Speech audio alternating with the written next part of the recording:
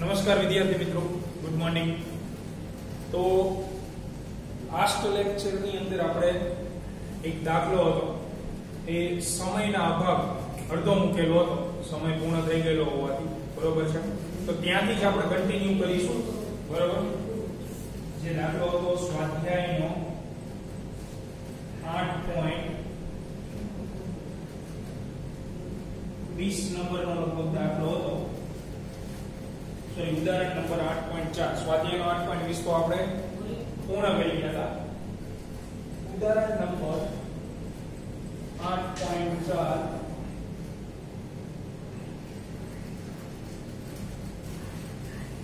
Continue, બરોબર। જ્યાંથી અટકેલું હતું ત્યાંથી જ પૂર્ણ કરી આપણે। તો દાખલો એક વખત ફરીથી સમજી લો તમે। એમાં તમને ત્રણ અલગ અલગ પદાર્થો આપેલા। આ પહેલો પદાર્થ જેનું દળ કેપિટલ M, આ બીજો પદાર્થ જેનું દળ કેપિટલ 4 * m અને સ્મોલ m દળનો કણ, બરોબર છે। હવે અહીંયાથી તમે એ કણ જે છે એનો ઘા કરો છો અને આ કણ જે છે એ એટલી ઝડપથી તમારે એનો ઘા કરવાનો છે કે જેથી કરીને ખૂબ જ સહેલાઈથી ત્રીજા નંબરના ગોળા પાસે પહોંચી શકે, આટલી વાત હતી। તો તમારે માત્ર આનો વેગ મેળવવાનો છે કે કેટલી પ્રારંભિક ઝડપથી એને આપણે ફેંકીએ કે જેથી એ ત્રીજા નંબરના ગોળાની સપાટી ઉપરથી ખૂબ જ સહેલાઈથી પહોંચી જાય, આવી બાબત હતી। તો હવે આની અંદર આ પ્રકારના દાખલાની અંદર કે જ્યારે તમને વેગ મેળવવાનો કીધો હોય અને પદાર્થો વધારે, તો એના માટે મેં તમને એક હિન્ટ આપેલી હતી। એ હિન્ટ એવી હતી કે તમારે બે પરિસ્થિતિઓ મેળવવાની, ગોતવાની દાખલા। તો પહેલી સ્થિતિ તો ક્લિયર છે કે સ્મોલ m દળનો કણ જે છે એ અહીંયા પહેલા ગોળાની સપાટી ઉપર હોય ત્યારે, જ્યાંથી v વેગથી નીકળે છે।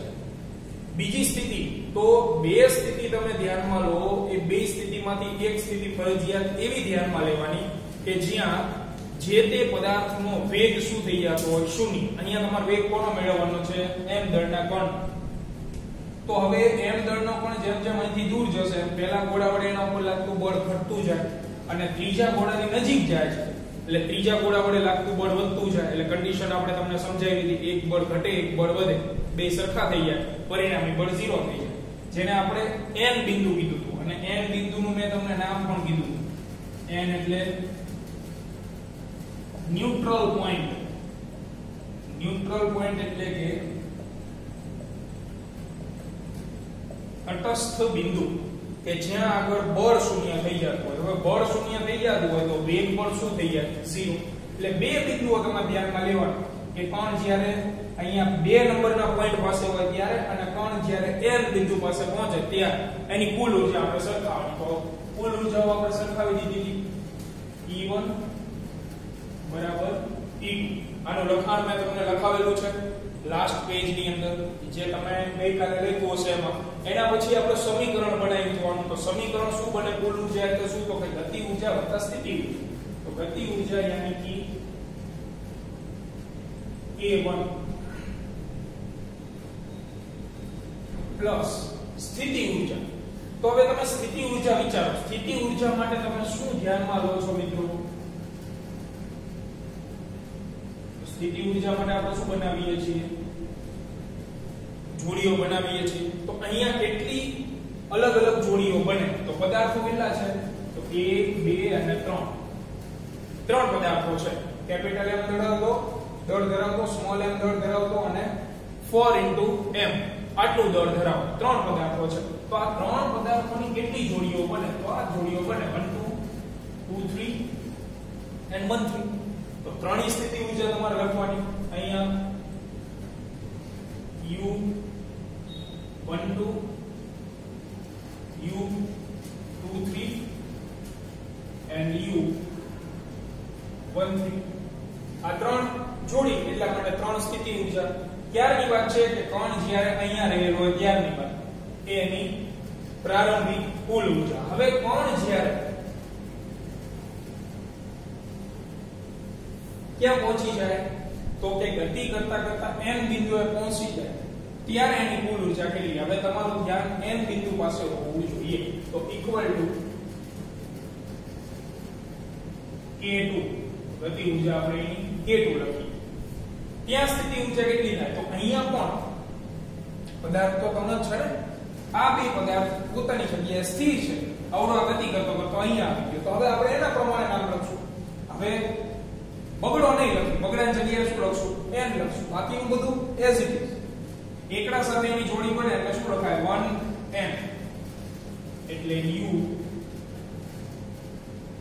1n પ્લસ આ n ની જોડી, n પાસે જે દળ છે એની જોડી તગડા સાથે બને તો u3n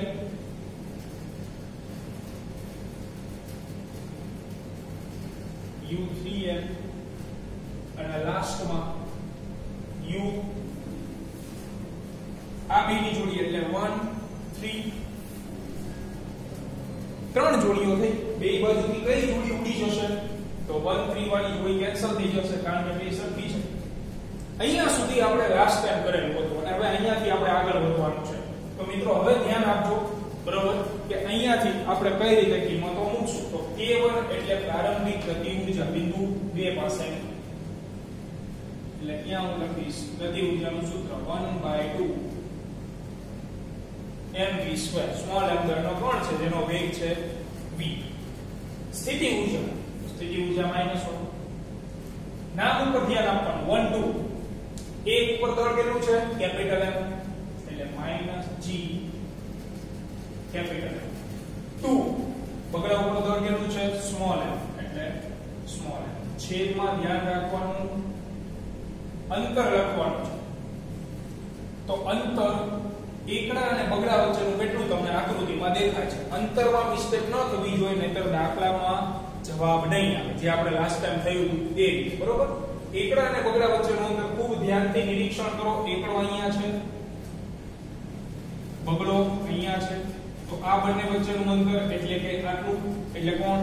તો કેપિટલ R અને છેદમાં કેપિટલ R. બગડો અને તગડો તો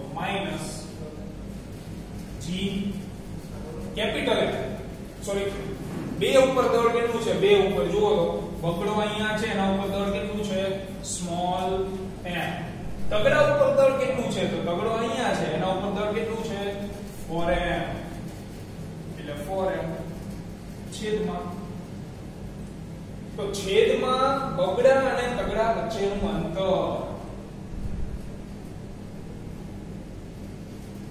તો બગડા અને તગડા વચ્ચેનું અંતર આકૃતિમાં કેટલું દેખાય છે? જુઓ તો બગડો છે અહીંયા, આ બગડો, અને તગડાનું કેન્દ્ર છે અહીંયા.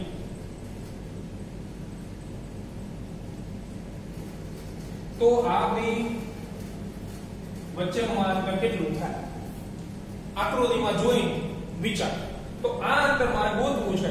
આખું અંતર કેટલું છે? આખું આ બેના કેન્દ્ર વચ્ચેનું અંતર 6r છે, બરોબર. એમાંથી આટલું અંતર બાદ કરવું પડે. આટલું એટલે કેટલું? નીચે આવી જાવ, આટલું એટલે કે આ. તો 6r માંથી તમે r બાદ કરી દો એટલે તમને આ ડિસ્ટન્સ મળી જાય. એટલે કોના વચ્ચેનું? 2 અને 3 વચ્ચેનું, બરોબર. આકૃતિ મહત્વની છે. 2 અને 3 આ એના વચ્ચેનું અંતર કેટલું દેખાય છે તમને? તો કે 6r માંથી r બાદ કરો એટલે કે 5r, છેદમાં આવશે 5r. આ અંતર તમને સમજાવવું જરૂરી છે, જે આકૃતિ વગર ખ્યાલ આવે ને, બરોબર. એટલે આખું ડિસ્ટન્સ 6r હતું, એમાંથી r બાદ કરો એટલે બગડા અને તગડા વચ્ચેનું અંતર મળે. આ લ્યો જમણી બાજુ. હવે તો જમણી બાજુ k2 ઇક્વલ ટુ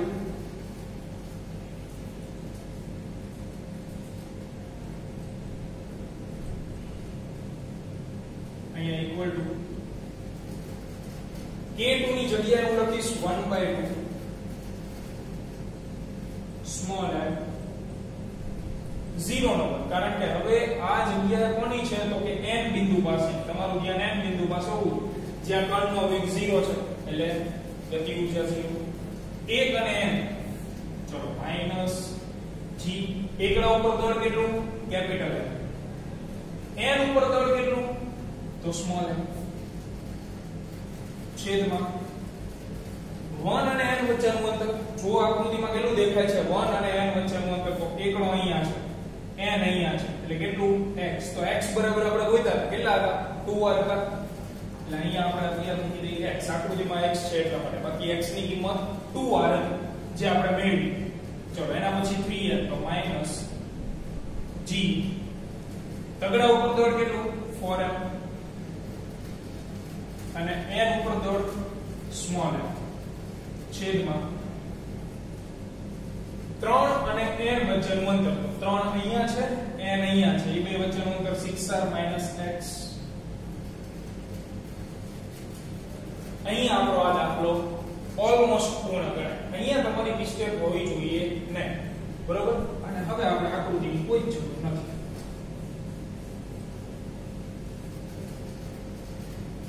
તો આ જે બધા પદ છે હું અહીંયા લખી નાખું, આકૃતિ હતી એટલા માટે લખેલા નતા, બરોબર, તમને સમજાય એટલા માટે. તો આ વસ્તુ અહીંયા લખી દો હવે, જેથી દાખલો નીચે સમય 1/2m 0 minus g capital M small m છેદમાં x minus g small m 4m 6r minus x. ચલો હવે સાદું રૂપ આપી દઈએ આપણે, એટલે ઓલમોસ્ટ જવાબ આવી. બે બાજુથી હું સ્મોલ m કોમન કાઢી નાખું, અથવા તમે કેપિટલ M અને સ્મોલ m બે કોમન કાઢી શકો. ચલો અહીંયાથી હું સ્મોલ m કોમન કાઢું. કેપિટલ M શું કોમન ન કાઢી શકાય, કારણ કે પહેલા પદમાં કેપિટલ M છે નહીં, તો સ્મોલ m કોમન કાઢી. અંદર શું વધે v² છેદમાં 2 માઈનસ gm અપોન r. અહીંયા ચોકડો વધે એટલે માઈનસ 4gm અપોન 5r. જમણી બાજુ તો આ પદ તો ગયું 0 છે, બરાબર. આ બેમાંથી હું સ્મોલ m કોમન કાઢી લઉં, અંદર વધશે minus gm upon x. x ની જગ્યાએ હું કેટલા મૂકીશ 2r, જેની કિંમત આપણે મેળવી ગયા, minus 4gm upon 6r minus 2r 4r. કારણ તો કે x ની કિંમત 2r જેટલી છે, આ આપણે મેળવેલું હતું અગાઉ. હવે બે બાજુથી સ્મોલ m કેન્સલ. સાદું રૂપ આપીએ તો વેગ મેળવવાનો છે, એટલે આ બંને પદ જે છે એ હું જમણી બાજુ લઈ જાઉં, જેથી માઈનસ ના શું થઈ જાય પ્લસ થઈ જશે. એટલે v² upon 2 equal to vote, તો કે પહેલા આ બે લખી નાખો, માઈનસ gm અપોન 2. હવે અહીંયાથી આ 4 ઉડી જાય તો minus gm upon r, minus gm upon r. આ જમણી બાજુ જાય એટલે પ્લસ gm અપોન r. આ પણ જમણી બાજુ જાય એટલે પ્લસ 4gm અપોન 5r. શું ઉડી જશે તો કે gm અપોન r માઈનસ છે, gm અપોન r પ્લસ છે, આ બે કેન્સલ થઈ જાય, વધે આ બે પદ. તો આ બંનેમાં કોમન શું નીકળી જાય તો gm અપોન r કોમન કાઢો, માટે v² upon 2 equal to gm છેદમાં હું કોમન કાઢી લઉં, અંદર શું વધશે તો માઈનસ 1/2 વધે, અને અહીંયા વધે પ્લસ 4/5. તો અહીંયાથી તમારે લસા લઈને આગળ વધવું પડે, બરોબર. જોઈએ આગળ શું જવાબ મળે છે.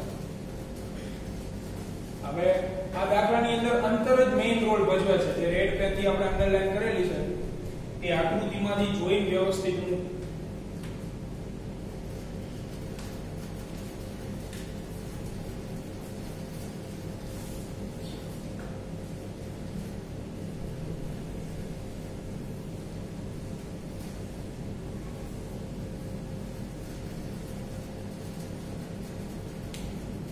તો v² upon 2 equal to gm upon r છેદમાં લસા કેટલો આવે તો 5 ગુણ્યા 2 એટલે 10 લસા આવે. ચોકડી ગુણાકાર કરો 5 નો અહીંયા ગુણાય એટલે -5 પ્લસ તો કે 4 દુ 8 equal to gm upon r અહીંયા હું v સ્ક્વેર ને હવે માત્ર કરતા બનાવી દઉં જેથી જે છેદમાં બગડો છે એ અહીંયા આવતો રહે 2gm upon r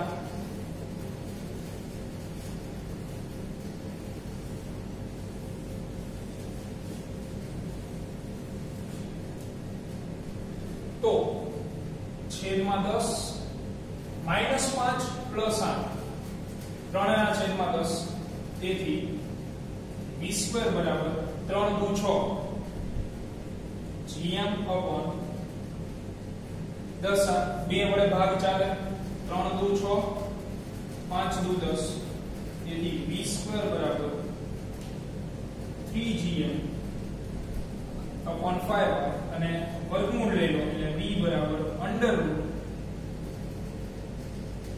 √ 3gm upon 5 આ આપણા દાખલાનો જવાબ થાય બરાબર એટલે ઉદાહરણ જે છે ડેન્જર છે નો ડાઉટ પણ એકાદ બે વખત તમે ગણશો એટલે બિલકુલ તકલીફ પડશે નહીં પણ વ્યવસ્થિત ગણેલું હશે તો એટલે આની પ્રેક્ટિસ ફરજિયાત કરી બરાબર આ જે ઉદાહરણ છે એ થોડું કેવું બાકીના દાખલાઓ કરતા અલગ એટલા માટે પડે કે અહીંયા આપણે જે જગ્યાએ પદાર્થનો વેગ શૂન્ય થાય છે એવી પરિસ્થિતિ મેળવવા જવું પડે એટલે આ ઉદાહરણ જે છે એ ક્લાસ વર્કની અંદર હું તમને આપું છું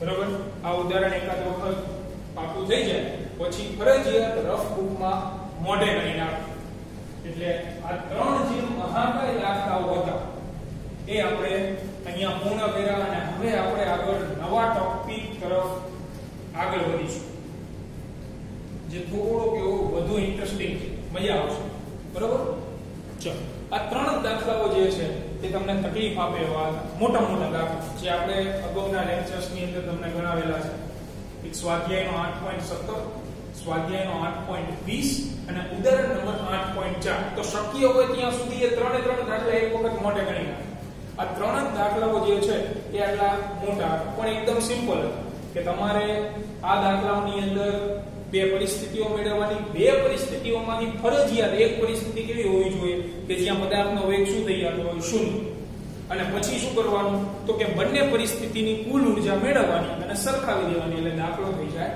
પૂરો બરોબર ચાલો હવે આગળ વધીએ આપણે નવા ટોપિક સાથે જેનું નામ છે નિષ્ક્રમણ ઊર્જા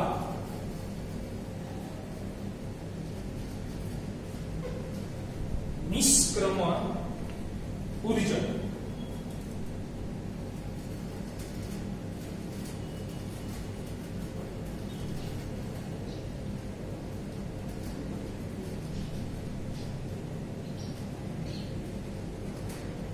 તો નિષ્ક્રમણ ઊર્જા એટલે શું અત્યાર સુધી આપણે કેટલી ઊર્જાઓ ભણી ગયા તો પહેલી એક ઊર્જા હતી સ્થિતિ ઊર્જા ત્યાર પછી ગતિ ઊર્જા સ્થિતિ ઊર્જા અને પદાર્થની સ્થિરતા સાથે લેવાની હોય છે કોઈ વ્યક્તિ એક જગ્યાએ સ્થિર ઊભો હોય તો સ્થિતિ ઊર્જા એની મેક્સિમમ ગણાય ગતિ ઊર્જાને એના કરતા ઊંધું ઝડપ સાથે લેવાની હોય છે કોઈ પદાર્થ ખૂબ વધારે ઝડપથી ગતિ કરતો હોય તો એની ગતિ ઊર્જા વધારે ગણાય ત્યાર પછી આપણે જોઈ હતી કુલ ઊર્જા એટલે ગતિ ઊર્જા અને સ્થિતિ ઊર્જાનો સરવાળો હવે ઊર્જાનું નવું ફોર્મેટ નવું સ્વરૂપ નિષ્ક્રમણ ઊર્જા તો નિષ્ક્રમણ ઊર્જા એટલે શું એનો તમારે કન્સેપ્ટ ભણવો હોય તો એમાં સિમ્પલ વસ્તુથી આપણે સ્ટાર્ટ કરીએ કે તમે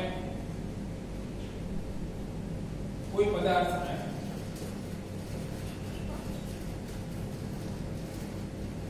ઉપર ફેંકવામાં આવે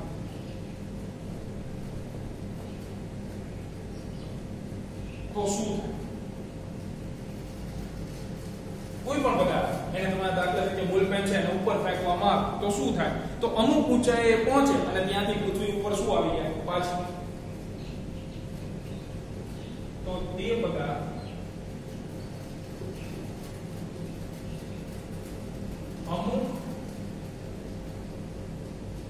ઊંચાઈએ જઈને પૃથ્વી પર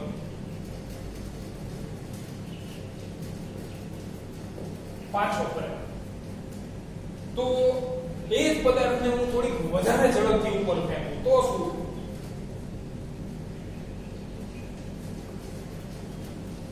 જો એ જ પદાર્થ વધુ પ્રારંભિક ઝડપ સાથે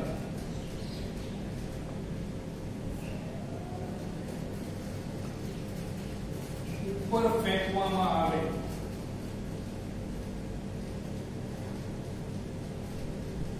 તો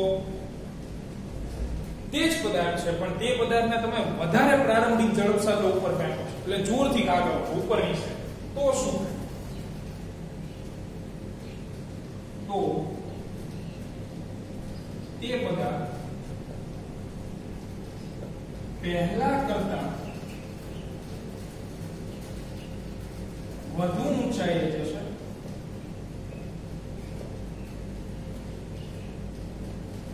પણ આવે તો પૃથ્વી પર.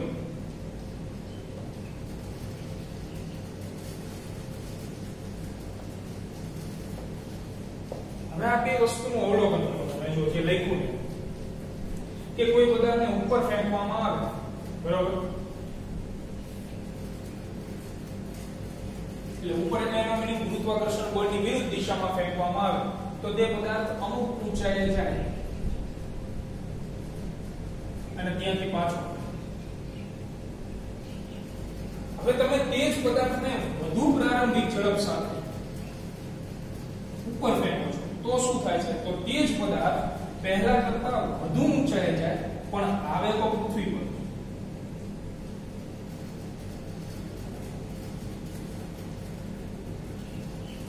પણ મારે પદાર્થને પૃથ્વી ઉપર પાછો આવવા જ નથી દેવો, એટલી ઝડપથી હું એને ફેંકું. દાખલા તરીકે આ બોલપેનનો એટલી જોરથી તમે ઘા કરો કે પદાર્થ હંમેશા માટે ઉપર જતો રહે. એટલે આમાં કહેવાનો મીનિંગ એવો છે પાછો શું કામ કરે છે પદાર્થ? તમારા મગજમાં પ્રશ્ન એટલા માટે થવો જોઈએ ભાઈ દર વખતે પદાર્થને તમે ગમે એટલી ઝડપથી ઘા કરો છો તો શું કામ પાછો આવે? તો પાછો કોના લીધે આવે છે? કે પૃથ્વીના ગુરુત્વાકર્ષણ બળને લીધે પાછો આવે છે. એટલે મેઈન વસ્તુ કે આ પદાર્થ દર વખતે પૃથ્વીના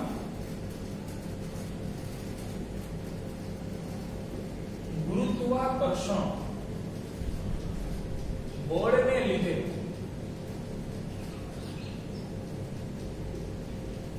પાછો ફરે છે. ઉપર જાય વેગ ઘટતો જાય, ઝડપ ઘટતી જાય અને વળી પાછો ત્યાં સ્થિર થઈને પાછો શું આવે? નીચે. શેના લીધે? તો કે પૃથ્વીના ઉપર ગુરુત્વાકર્ષણ બળ લગાડે છે. પણ હવે તમે વિચારો કે કોઈ પણ પદાર્થને આપણે એટલી પ્રારંભિક ઝડપથી ઘા કરીએ ઉપર તરફ કે જેથી એ હંમેશા માટે પૃથ્વીના ગુરુત્વાકર્ષણ બળમાંથી મુક્ત થઈ જાય. એટલે એ પદાર્થ હંમેશા માટે પૃથ્વીના ગુરુત્વાકર્ષણ બળમાંથી મુક્ત થઈ જાય, એટલે કે પૃથ્વીના બંધનમાંથી મુક્ત થઈ જતો હોય તો તે પદાર્થ અનંત અંતરે ગયેલો બને. બરોબર? તમે જે તે પદાર્થને ખૂબ વધારે ઝડપથી ફેંકો કે જેથી એ પદાર્થ હંમેશા માટે પૃથ્વીના ગુરુત્વાકર્ષી ક્ષેત્રની બહાર જતો રહે તો એના માટે તમે જે ઊર્જાનો જથ્થો આપો છો એ ઊર્જા એટલે કઈ ઊર્જા? નિષ્ક્રમણ ઊર્જા. એટલે અહીંયા આપણે લખીએ કે હવે પદાર્થને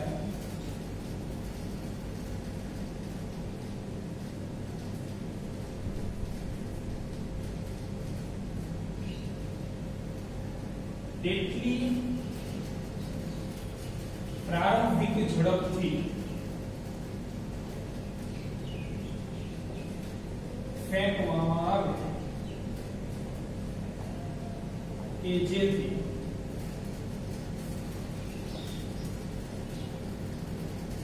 તે હંમેશા માટે પૃથ્વીના ગુરુત્વાકર્ષી ક્ષેત્રની બહાર. તો અગાઉ મેં તમને કીધું હતું કે અનંત અંતરનો મીનિંગ શું થાય? કે જે તે પદાર્થ જે છે એ ક્ષેત્રની બહાર જતો રહે એના માટે અનંત અંતર.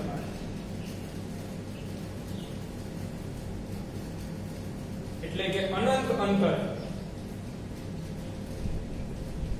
જતો રહે તો તે પદાર્થ પૃથ્વીના બંધનમાંથી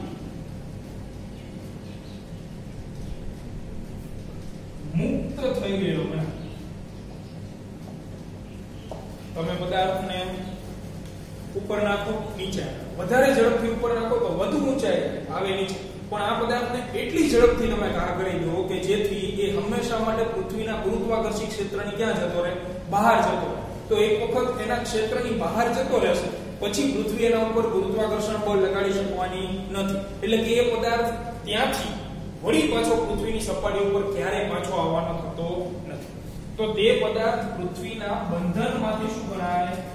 મુક્ત થઈ ગયો ગણાય.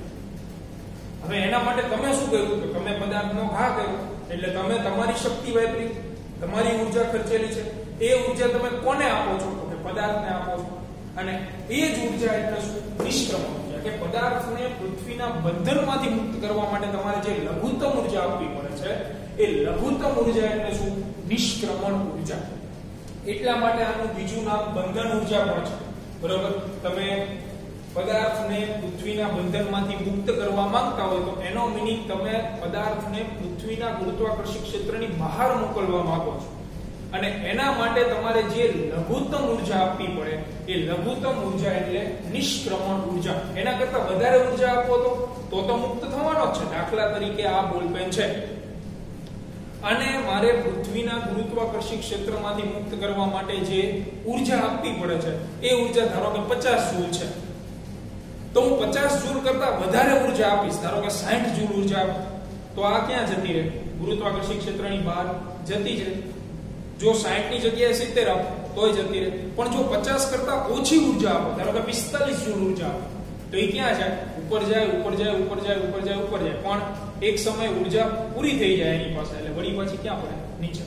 એટલે તમારે હંમેશા પદાર્થને પૃથ્વીના ગુરુત્વાકર્ષી ક્ષેત્રમાંથી મુક્ત કરવો હોય તો જે ઊર્જા આપવી પડે એ જ જે તે પદાર્થની શું ગણાય? નિષ્ક્રમણ ઊર્જા ગણાય.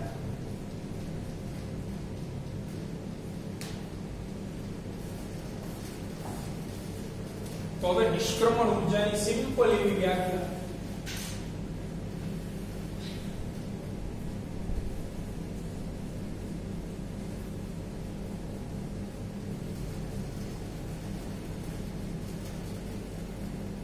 નિષ્ક્રમણ ઊર્જા એટલે શું? તો એની વ્યાખ્યા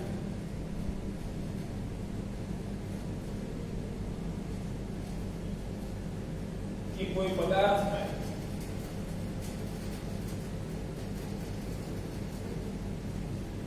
પૃથ્વીના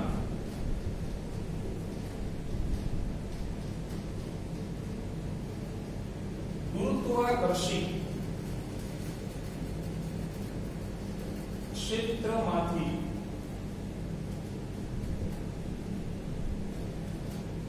હંમેશા માટે બહાર મોકલવા, અથવા તમે બીજી વાક્ય રચના વાપરી શકો, જે કૌંસમાં લખી દઉં છું કે પૃથ્વીના બંધનમાંથી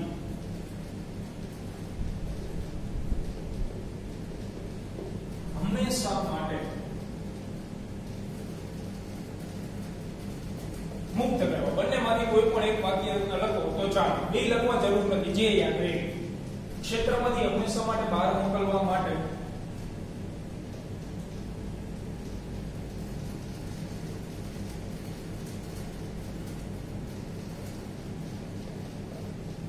આપવી પડતી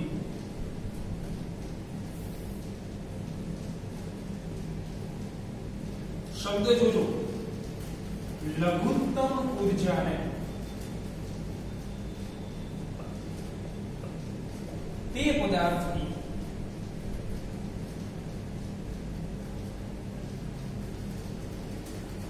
નિષ્ક્રમણ ઊર્જા કહે છે.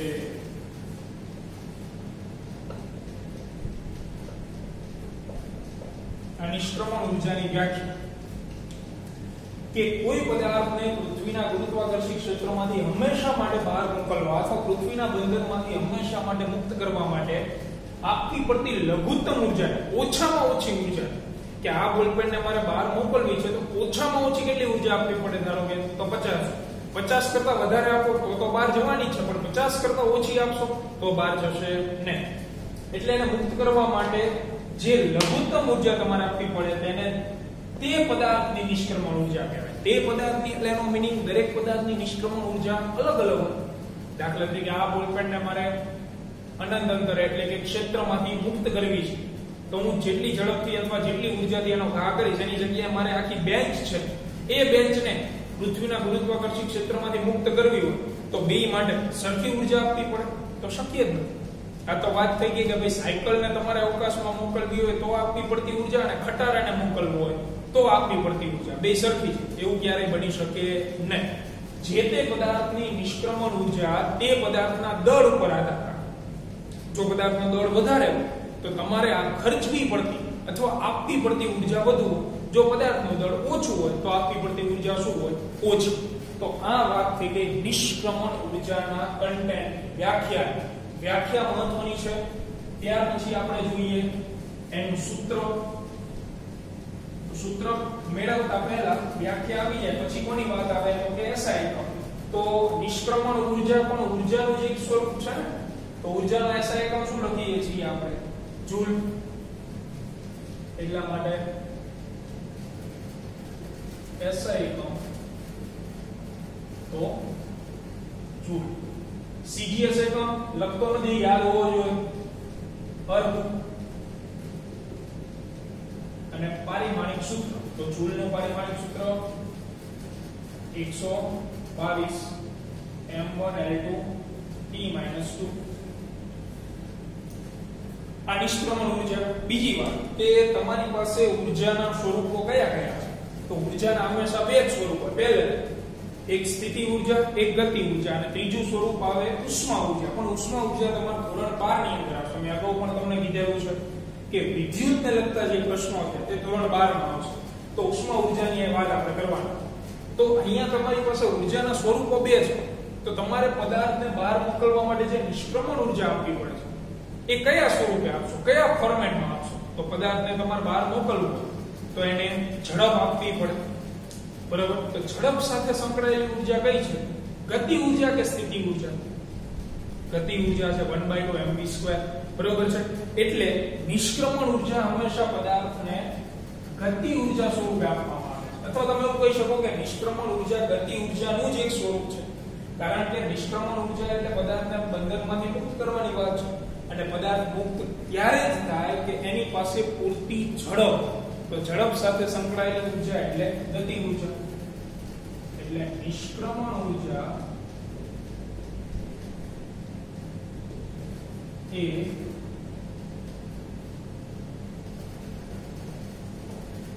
પદાર્થને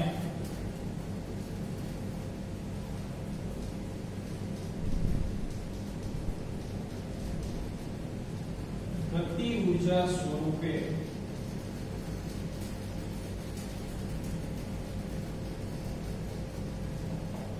આપવામાં આવે છે. અને છેલ્લી એ મહત્વની બાબત કે નિષ્ક્રમણ ઉર્જા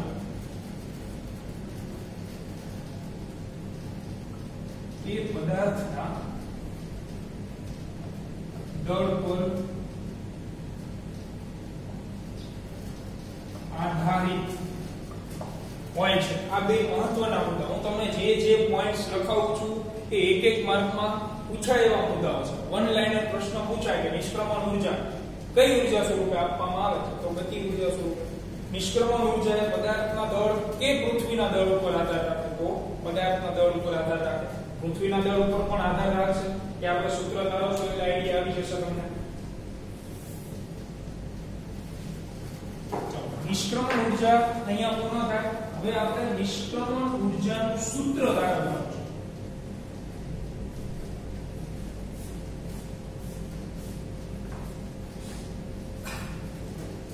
નિષ્ક્રમણ ઉર્જાનું સૂત્ર મેળવ્યું જે 2 માર્કમાં પૂછાય. પૂછાવા લાયક થિયરી નાનકડી.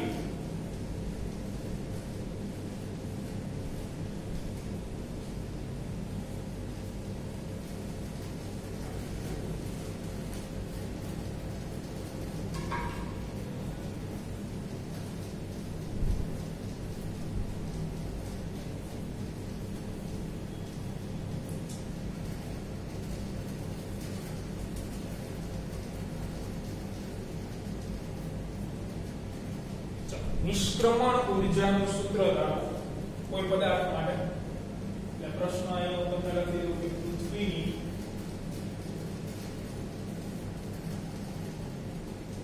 સપાટી પર રહેલા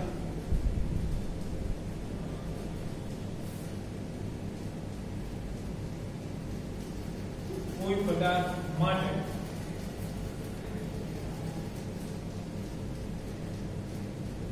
નિષ્ક્રમણ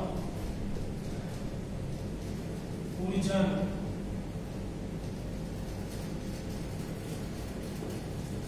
સૂત્ર ધારો.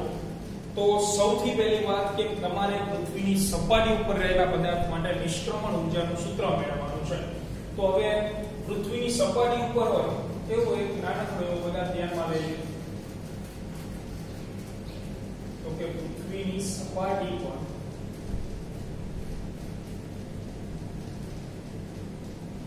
સ્થિર રહેલા સ્મોલ m દળના એક પદાર્થને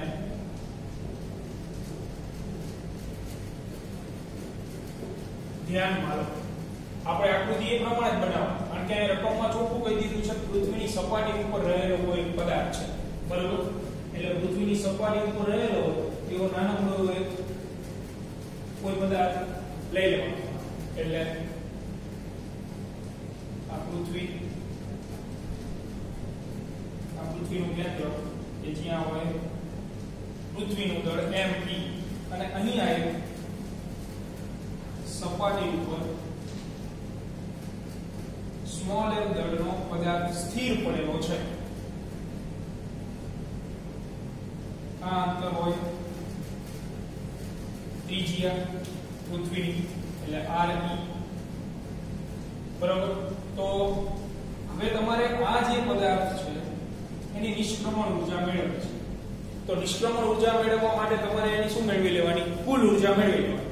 પછી એની કુલ ઊર્જા જે હોય એટલી ઊર્જા તમારે એને આપી દેવાની, એટલે પદાર્થ અનંત અંતરે જતો. પહેલું કામ આપણે એની કુલ ઊર્જા મેળવવાનું કરી, પછી બીજી ચર્ચા કરીએ. તો આ પદાર્થ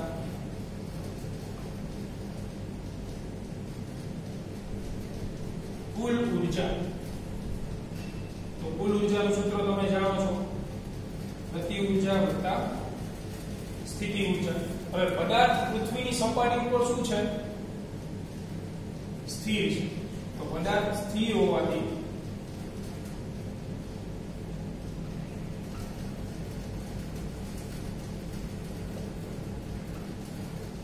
એની જે ઝડપ છે એ શૂન્ય ગણાય, અને તેથી એની જે ગતિ ઊર્જા છે એ પણ શૂન્ય ગણાય, કારણ કે ગતિ ઊર્જાનું સૂત્ર 1/2mv². તો વેગ જ નથી એની પાસે, ઝડપ છે જ નહીં, તો ગતિ ઊર્જા 0. એટલે અહીંયા વધશે માત્ર E બરાબર 0 વત્તા u, એટલે સ્થિતિ ઊર્જા. તો સ્થિતિ ઊર્જા તો તમે જાણો છો, સ્થિતિ ઊર્જા કઈ રીતે લખાય? તો -g જોડી બનાવવાનો. આકૃતિમાં જોડી તરીકે બે પદાર્થ છે, પૃથ્વી અને એની સપાટી ઉપર રહેલો પદાર્થ. તો -g સ્મોલ m એટલે પદાર્થનું દળ, પૃથ્વીનું દળ એટલે mp, બે વચ્ચેનું અંતર. બે વચ્ચેનું અંતર છે પૃથ્વીની ત્રિજ્યા જેટલું, એટલે re. તો આ પદાર્થની કુલ ઊર્જા થઈ. હવે અત્યાર સુધી ઋણ નિશાનીની ચર્ચા આપણે કરતા નથી, તો અહીંયા મૂળ મુદ્દો આવશે કે આ માઈનસ નિશાની શું દર્શાવે, ઋણ નિશાની શું દર્શાવે? તો ઋણ નિશાની જે છે અહીં ઋણ ચિહ્ન એ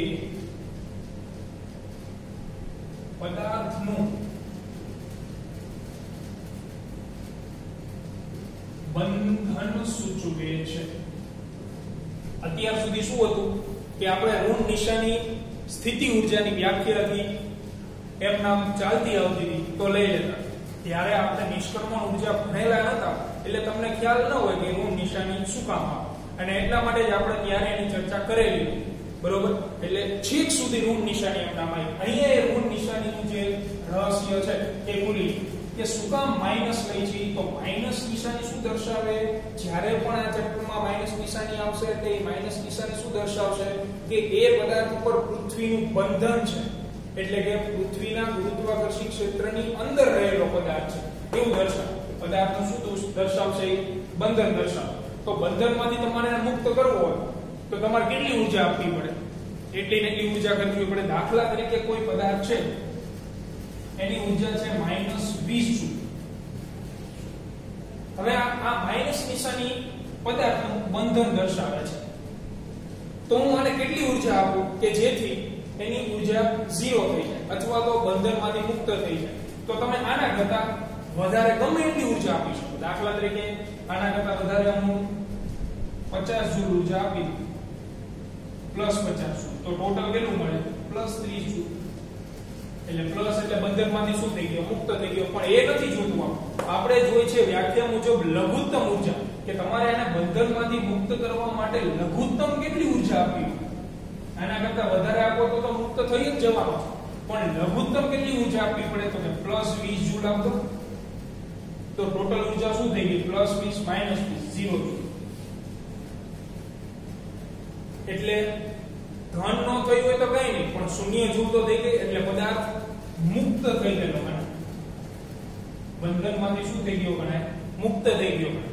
આના કરતા વધારે ઊર્જા આપી શકો ડેફિનેટલી, પણ વ્યાખ્યા તમે ધ્યાનથી જુઓ નિષ્ક્રમણ ઊર્જાની, તો એમાં એવું કીધું છે કે આપવી પડતી લઘુત્તમ ઊર્જા જે તે પદાર્થને શું કહેવાય? નિષ્ક્રમણ ઊર્જા કહેવાય. ધારો કે હું +30 જૂલ આપું તો કોઈ વાંધો નહીં. તો અનંત અંતરે પદાર્થ જતો રહે એટલે ક્ષેત્રની બહાર પદાર્થ જતો રહે તેની પાસે કેટલી ઊર્જા વધે? 10 જૂલ. -20 + 10 જૂલ હોય.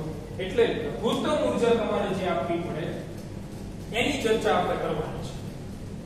અને અગાઉ આપણે કુલ ઊર્જા ભણ્યા, સ્થિતિ ઊર્જા ભણ્યા, ત્યારે મેં તમને શીખવાડ્યું હતું કે ભાઈ અનંત અંતરે જે તે પદાર્થની ઊર્જા શું હોય? 0. સ્થિતિ ઊર્જાનો ટોપિક તમે ખોલીને જોઈ લેજો. ફેરબુકમાં સ્થિતિ ઊર્જા ભણ્યા હતા ત્યારે એનું સૂત્રાવલી મેં 3 અલગ અલગ કેસ લખાયા હતા.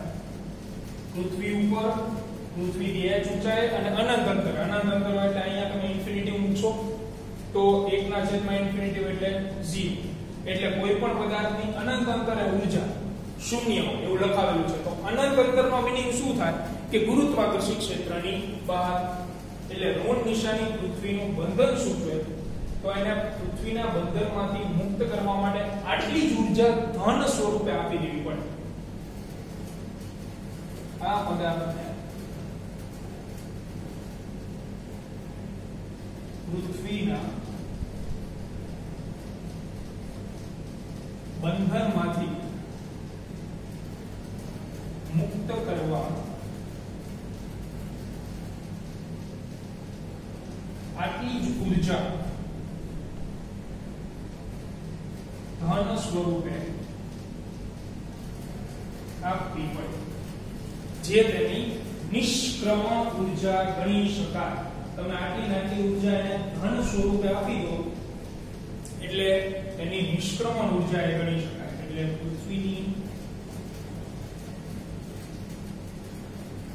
સપાટી પર રહેલા પદાર્થની નિષ્ક્રમણ ઊર્જાનું સૂત્ર શું થશે? તો કે +GMM છેદમાં RE.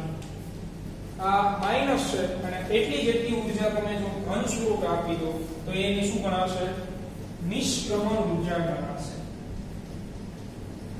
માત્ર માઇનર ડિફરન્સ નિશાની આ જે છે એ ઋણ નિશાની બંધન સૂચવે. આટલી જ ઊર્જા તમે પ્લસ સ્વરૂપે આપી દો તો એ પદાર્થ જે છે પૃથ્વીના બંધનમાંથી મુક્ત થઈ જાય. એટલા માટે એની શું ગણાય? નિષ્ક્રમણ ઊર્જા ગણાય. પણ ક્યાંની વાત છે?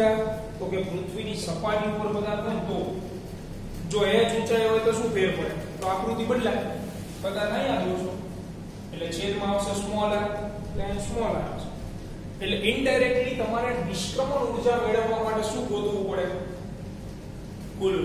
કુલ ઊર્જા તમે શોધી લો તો કુલ ઊર્જાનો જવાબ તમને કેવો મળે ઋણ મળે અને નિષ્ક્રમણ ઊર્જાનો જવાબ એટલો ને એટલો કેવો મળે ધન એટલે આ થિયરીનો મેઇન મીનિંગ જ કે તમારે નિષ્ક્રમણ ઊર્જા દાખલાની અંદર મેળવવાનું કીધું હોય તો તમારે એની કુલ ઊર્જા મેળવી લો ધારો કે જવાબ આવ્યો -20 જૂલ તો એની નિષ્ક્રમણ ઊર્જા શું ગણાય +20 જૂલ ધારો કે દાખલાનો જવાબ આવ્યો -80 જૂલ તો એની નિષ્ક્રમણ ઊર્જા +80 જૂલ સિમ્પલ વસ્તુ એટલે નિષ્ક્રમણ ઊર્જાનું પ્રોપર કોઈ સૂત્ર નથી કે કોઈ પણ દાખલામાં આપણે સીધું એપ્લાય પણ નહીં કરીએ કોઈ પણ દાખલામાં તમને નિષ્ક્રમણ ઊર્જા મેળવવાનું કે એટલે તમારે વધારે કંઈ નથી કરવાનું એની કુલ ઊર્જા મેળવવાની કુલ ઊર્જાનું સૂત્ર આપણને ખબર છે ગતિ ઊર્જાનું સૂત્ર આપણને ખબર છે સ્થિતિ ઊર્જાનું સૂત્ર આપણે જાણીએ છીએ તો તમે કુલ ઊર્જા મેળવી લો એનો જવાબ તમને ઋણમાં મળશે એનો જે જવાબ તમારા માઈનસમાં આવે નિષ્ક્રમણ ઊર્જા એટલી ને એટલી તમારે શેના સ્વરૂપે લખી નાખવાની ધન સ્વરૂપે એટલે છેલ્લે માત્ર તમારે એક જ લાઈન લખવાની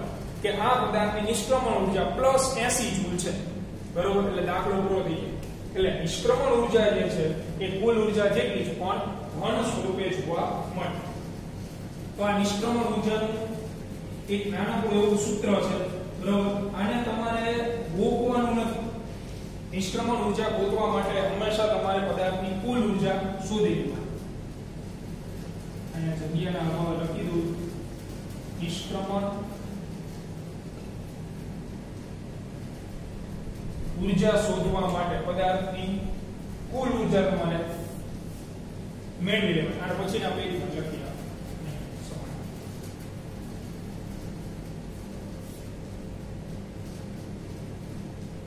તો આ નિષ્ક્રમણ ઊર્જાનું સૂત્ર સપાટી ઉપર બરોબર એક બે નાનકડી એવી લાઇન્સ છે કે તમને અહીં લખાઈ દઉં જે તમારા થિયરીની અંદર લખવાની છે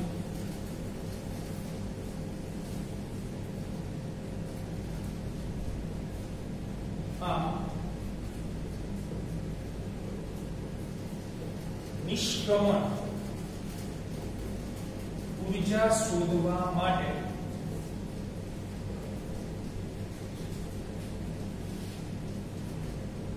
જે તે પદાર્થની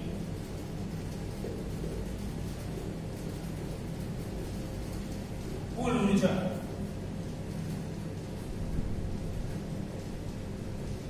મેળવી લે તમે કુલ ઊર્જા મેળવી લો એટલે દાખલો તમારો કમ્પ્લીટ ગણાય છેલ્લે તમારે લાઈન લખવી પડે કે આ પદાર્થની નિષ્ક્રમણ ઊર્જા એના જેટલી પણ ધન સ્વરૂપે છે અને બીજી વસ્તુ જો નિષ્ક્રમણ ઊર્જામાં અહીંયા દેખાય છે પદાર્થનું દળ આવ્યું એટલે નિષ્ક્રમણ ઊર્જા પદાર્થના દળ પર પણ આધાર રાખે આથી સૂત્ર મુજબ જોઈ શકાય છે કે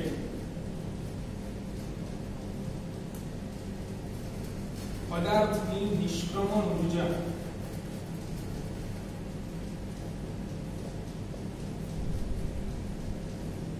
એ પદાર્થના દળ આધારિત હોય આગળ પણ મેં તમને લખાવ્યું પણ આ સૂત્રની તારવણી એના ઉપરથી એટલે પ્રશ્ન એવી રીતે પણ પૂછાય કે નિષ્ક્રમણ ઊર્જા પદાર્થના દળ પર પણ આધાર રાખે છે એવું સાબિત કરો તો આ જ સૂત્ર આવશે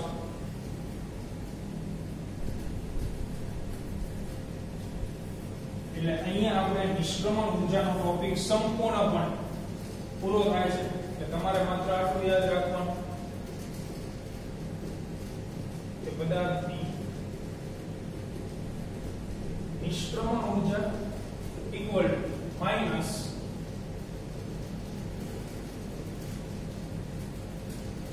પદાર્થની કુલ ઊર્જા કુલ ઊર્જાનો જવાબ તમને ઋણ જ મળવાનો છે તો માઈનસ માઈનસ શું થઈ જવાનું પ્લસ થઈ જવાનું એટલે કુલ ઊર્જા જેટલું જ તમને મૂલ્ય મળે પણ ધન સ્વરૂપે મળે તો એ નિષ્ક્રમણ ઊર્જા ગણી શકાય તો અહીંયા સુધી આપણે રાખીએ નેક્સ્ટ લેક્ચરની અંદર નિષ્ક્રમણ ઝડપ આને લગતો ટોપિક છે, એનું સૂત્ર આપણે મેળવશું અને ત્યાર પછી ઉપગ્રહની વાત આવશે. એટલે ઓલમોસ્ટ બધા દાખલાઓ ઉપગ્રહના જ બાકી છે, બરોબર? તો મળીએ આવતીકાલે.